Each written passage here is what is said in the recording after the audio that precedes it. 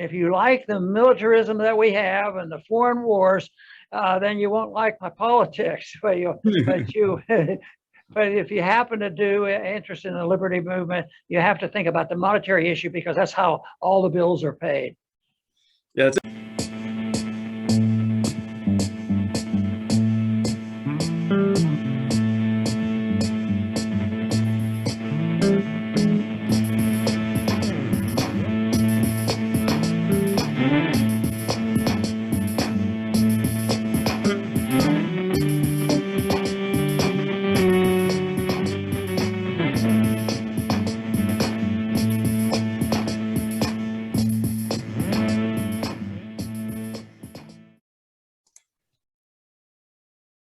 All right, welcome everywhere. This is Jim Forsythe here with Citizens for Sound Money with our Executive Director, Marian, and we have the great pleasure of having Dr. Ron Paul on the air with us today.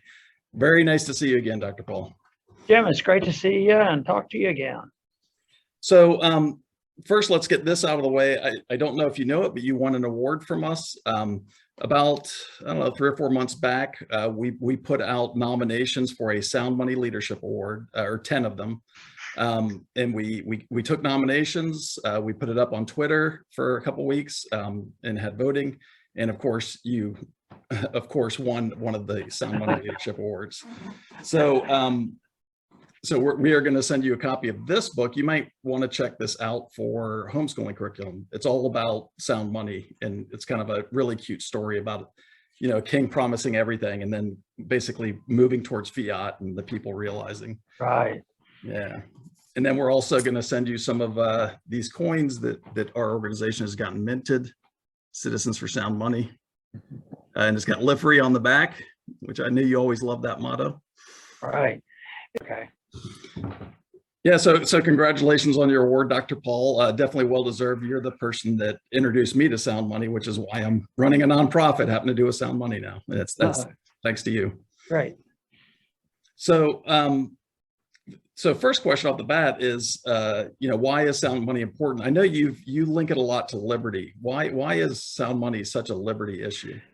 Well, you know, I first got interested in Austrian economics, and then that led to a much greater interest in the total principle of liberty because, you know, in the 60s, we talked a lot about sound money, and there were predictions made back then by the Austrian free market people and the people who said Bretton Woods can't work. It doesn't make any sense. And the only way to go is what the founders believed, and that was a gold standard, and get rid of central banking because that just encourages big government. So it became a liberty issue for me. So it started with the money issue. And when Bretton Woods did break down in 1971, it motivated me to start speaking out. And nobody wanted to run as a Republican in Texas at that time. So I just wanted a little platform and get it off my chest and didn't expect much to happen. And that was more successful than I realized because I ended up going to Washington for a while, so off and on a couple times. But then that led me into thinking about just the general principles of a free society. And then I became more fascinated about how it's the money issue that decides why we go to war so easily, especially since we don't declare war anymore. We just let the politicians decide. And then even the payment, they pretend the payment comes from war bonds and all these other things, but the payment comes from just printing money. So if you like big government, if you like the welfare state, if you like the militarism that we have and the foreign wars, then you won't like my politics. But if you happen to do interest in the liberty movement, you have to think about the monetary issue because that's how all the bills are paid. Yeah, it's interesting that so you predicted the breakdown of Bretton Woods. Are you predicting a breakdown of the current you know, fiat US dollar world reserve currency system? Oh yeah, this is it's sort of showing the last legs right now. But the current you know, reserve currencies don't die in one day. I think it's getting weaker. On my program today, I talked about how much trading is going on with Russia, and they're circumventing all the sanctions going on, and they've made closer alliance with China and India. And it's amazing. They're doing pretty good buying and selling oil and using the ruble. At the same time, the value of our dollar goes down. They say, well, we still rate pretty high on the world currency markets. But I tell people that's not the figure you have to look at. The figure you have to look at to find out where we stand is what is your dollar purchasing when you go buy groceries, and how much is a gallon of gasoline in your area? And all of a sudden, no, not much. I said, that's the dollar. It's not the gougers trying to get more money from you. That's the dollar value going down. So it's something I believe that we are on a course. It will not reverse. You know, just yesterday they decided they were going to shrink the balance sheet. That's not going to work. There's going to be no soft landing. The spending is going to continue. The economy will get worse, and they're going to go back to a bigger QE, and then we're going to have an uncontrollable situation, and it's getting pretty close to that right now, uncontrollable, because I followed it very closely in the 70s, and I think the price increases and the shortages and all are getting every bit as bad, and some people claim much worse. Yeah, you're talking about all the oil trading. I read recently that India is buying oil from Russia, then turning around and selling it at a markup to Europe because Europe won't buy it. Some countries in Europe won't buy it. So it doesn't make any sense. They hurt themselves. The Europeans hurt themselves. We hurt our own people. And if you're in doubt or a little bit confused, just go with the freedom issue. Let people decide for themselves what they want to do and how they should spend the money, and leave them alone, and they'll solve most of the problems we have. Yeah, definitely. It's all about freedom. It's interesting. You came to the liberty issue from sound money. I came to the sound money issue thanks to you, but I was always a believer in liberty. So in terms of the liberty movement, I wanted to pass on to you is just how much of an impact your running in 08 and 12 had. Because as we started up this nonprofit, as Wall Street Silver started to grow, we keep meeting people over and over again that they had become aware of these issues because of you, and like myself running for Senate and state Senate, and now starting up this nonprofit was inspired by you, and a lot of my knowledge comes from that. Have you seen the what's your perspective on the liberty movement these days? Well, we had an encouraging event. I joined the Libertarian Party back in 87, and I became the candidate in 88.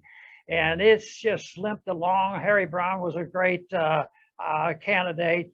But in the later years, these last few years, the Libertarian Party weren't very libertarian. I talked to the Mises caucus of the Libertarian Party, and I was kidding them. I said, "You're the libertarian. You're the libertarian wing of the Libertarian Party." But they just had a big election this weekend, and the Mises caucus became the major party, and I think they ended up with 68% of the vote, and they're hardcore believers, and they really believe in the process. So I'm very encouraged with that. But that's probably narrow compared to what's going on. I still think people like you who start these organizations, you've been in office and you've helped in campaign, you've been in office, all these things. There's a lot of that going on. And you said you meet some people that got into it because I may have influenced them a lot.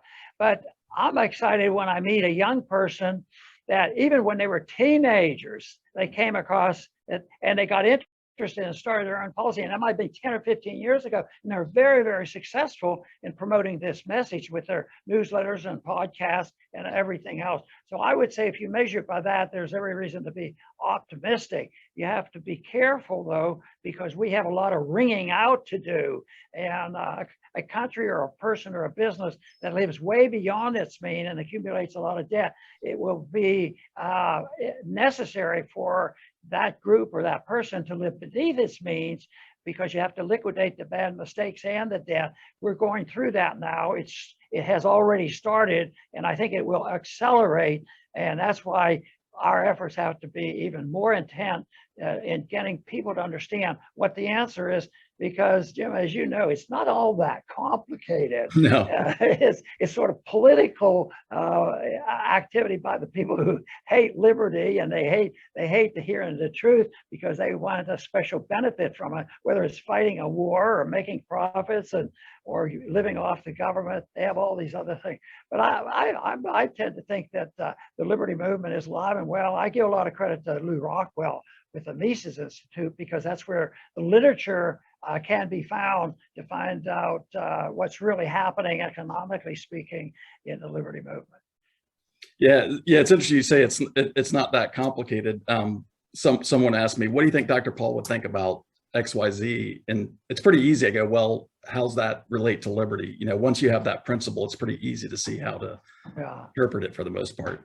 But yeah, what they were asking about is asset-backed digital currencies. You may have not heard that term before because we made it up, but it's gold and silver that are made accessible on the blockchain. So just imagine Bitcoin, except instead of, you know, not being backed by anything, each token would represent a gram of gold or an ounce of silver. And there's a number of companies that have been working on this for the last several years, and it's starting to become mature.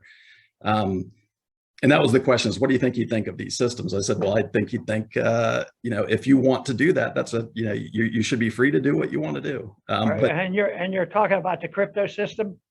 Well, so imagine crypto, except, you know, one coin would represent a gram of gold. Oh, yeah. And you can redeem it, and get it delivered. Yeah, for it to work, it'll have to do that. Mises was very emphatic that when you need a new currency, it starts in the marketplace. It doesn't start with the Federal Reserve, you know, saying, oh, okay, the dollar's not doing well, we're going to create a new currency. No, it starts, and you were in the military, so you may have come across some places that get really destitute because of the war going on, but there still be trading goes on, but they have to revert back to, you know, trading things and stuff. And that's, you know, clumsy and it's inefficient, but they usually go to something tangible. So money originates in the market as a tangible item. The big question is who's going to monitor, who's going to make sure, because it won't work unless there's something of real value, and yet people can't defraud. The reason our system is failing today is because of the fraud. We have a bunch of counterfeiters running it. A lot of counterfeiters like it because they're raking wealth off the top. Yeah, so that's the interesting thing about these systems is because of the blockchain and the public record, and then you have independent audits, you can make sure it remains one-to-one, and you know they don't drive leverage ratios up. So it's pretty exciting. I remember when Bitcoin came out a decade ago, and I thought it was brilliant, but I thought it should be you know, backed by gold or silver, and we're starting to see that happen. So that's exciting. Jim, the position I took in this, because I don't get involved, I try to steer clear of too much details in investments and things. Oh, sure. But I think the whole thing is what I do, but yet I go to a lot of conferences that talk about gold, silver, crypto, and all these things, but it's always from my perspective of freedom. And the other reason why they're interested in what I've been talking about is because I dealt with it. I'm sure you remember when I was there, I had a bill in to legalize and make sure you can compete with the government instead of having, you know, monopoly control. And so you have to have competition. And right now, more than ever, because we don't have an honorable defense of our dollar. It's not backed by anything at all. So that's why you should make sure that there's competition. And I always make the point that the private industry, you shouldn't be able to, you know, cheat. You shouldn't be able to commit fraud. And yet that's what our Federal Reserve does. They're committing fraud endlessly, and that's why we're having this trouble. Yeah, no, I wasn't asking you to comment on you know, specific systems or even the idea, but what you said is exactly our thoughts as well. Is it's money comes from the marketplace. It doesn't come from the government. I don't think the government's going to solve this. I think you'd probably agree, right? Right. So, you know, if an alternative, like if a crypto becomes very competitive and the government sees this as damaging to the dollar, the government's going to be very much involved, and I think they already are. Have to be cautious. Yeah, I think they might be doing to Bitcoin what they did to the gold, which is tie it to a futures market, so then you can artificially create more kind of thing. Right. So, but no, that's really the big thing that we're all about is we're not trying to get the government to solve this problem or back the dollar with gold. We're trying to encourage market competition. We're trying to make people aware of it. You talked about competition. We think that's important. Money doesn't have to be a single system. If it's gold, there could be different banks that used to hold your gold and they'd compete with each other for your trust, et cetera. So, Marian, do you have some questions? Well, kind of, I'm a bit of a pragmatist, so I like to know, okay, what can I do? And so our mission at Citizens for Sound Money, we say we encourage the use of sound money and protect people's right to do so. And so since you're the guy, what would you say that we can do right now to engage in use of sound money, even within the broken system that we have? Well, I think people, should look to that issue of whether or not you should hold precious metals, and I believe we should. And I think that it's been done that way for a long time. And talking about holding a precious metal and holding gold, that's one area where we did make some progress. Americans weren't even allowed to own gold from 1934 up until 1975. That to me still strikes me as pretty amazing. So we moved in the direction, and I was in the office during the 70s, and we were able to make the point that money is of real value, and we ended up getting at least the Treasury minting these gold and silver coins, the American Eagles, both gold and silver.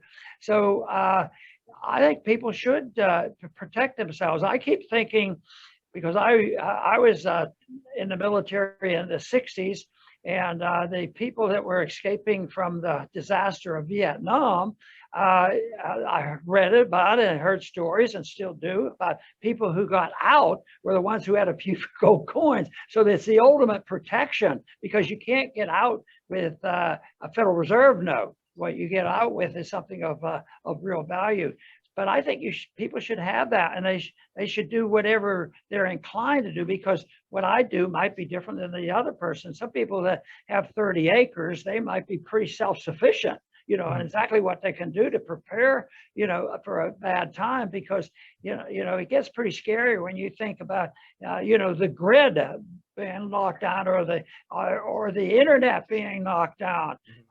There's scary stories about that. I can't quite comprehend how it's going to be done, or what the alternative is going to be. But I think people need to do it. I think, to me, the most important investment you can make, though, is the investment and the spreading of the message of liberty, because it's the lack of liberty that brings us to these disastrous points. We want people to be able to come together, and if there's very, very tough times, knowing where your friends are would be very important. Yeah, that's a good point about the efforts that you made and others made on allowing people to hold gold and silver again. I don't know if you followed JP Cortez of Sound Money Defense League, but he's doing some amazing things at the state level, eliminating sales tax at different states. How do you see the motivation of states versus the federal government in this issue? Because I'm not sure the states really benefit as much from the fiat that the federal government does, and so I think they might be great allies. No, I think it's important. In our campaign for liberty, that was very popular during my campaigns, but it's continued to deal with the money issue. I think just this week they sent me a note and said that the bill was signed in Tennessee, banning taxes on any sales of gold and silver. And that I think is great progress. So the Campaign for Liberty is involved, and there are several states now that have worked on that, and others that will do it. And as bad as things have been with the ridiculous things that they've done with COVID, actually COVID stirred the interest of, the principle of state sovereignty, that people now, might want to move to New Hampshire, some may want to move to Texas, some will go to Florida, and then they leave the states that have been so terrible on how they treat their citizens. So people leave places like New York and California. So that movement is precious to be able to do that, but some people can't afford it and can't do it. That's why planning ahead is very, very important. And everybody might have a different plan than others, but I do think that having a monetary substance that you can use in emergencies and having a place where you can go, where you can actually have some ability to produce some of your own food, that's all important, but most people won't have too many opportunities. So I think the most precious commodity of solving that problems or preventing those problems is the understanding of and the value of personal liberty. Yeah, 100% agree. I think we're coming close to the end of our time. Marian, did you have another question? Well, I just want to know what you mentioned a little bit about the movement and of course what you saw during your campaigns of the younger people understanding the ideas of liberty and sound money. What are you most optimistic about right now? It's easy to be doomsday, but what makes you feel optimistic right now? Well, I think what it is, it's probably in the academia arena, because we have more professors and teachers and writings and books and radio announcers, but parties, newsletters, podcasts, and as bad as the system is when it comes to social media, we still use it a lot, and we reach a lot of people, and we reached a lot of people, during the campaign. But the enemy is always cracking down, because truth is their greatest enemy, because if you tell the truth, you can get into trouble with the establishment. But I think it's the understanding of the message. I think the change in attitude. I know there's a lot of stories about how terrible the young people are and how nutty the college campuses are. But when I campaigned, I'm still amazed at myself that one of my biggest rallies was at Berkeley campus. I had like 8,000 or 9,000 people come out, and I said, "What's going on?" And he said, "Well, there's a lot more people that didn't come, but we're looking for the cream of the crop, and right now there's more than myself, but I have a homeschooling program, and I think long term that might be the most important thing that I'm doing. Is parents are sending, especially with this lockdown. There were a lot of people wanting to join and learn about how the homeschooling programs work. So that in the early 1980s, the homeschooling was, boy, it was tough. They were cracking down. Then they finally had to cave in because the people, demanded it. And right now, I think some of this lockdown is going to backfire on those people, because, the lockdown was finally broken by parents waking up and finding out what their schools were teaching them. So I see that as being optimistic, but I also have the days when I see the other side all the time. But I think the organizations are out there, and I think it's very important. We should be confident about it. But when you get together or join a Jew group or you start a newsletter, you should have some fun doing it, because you don't know what tomorrow will bring, and you don't know who's going to come and cause you problems.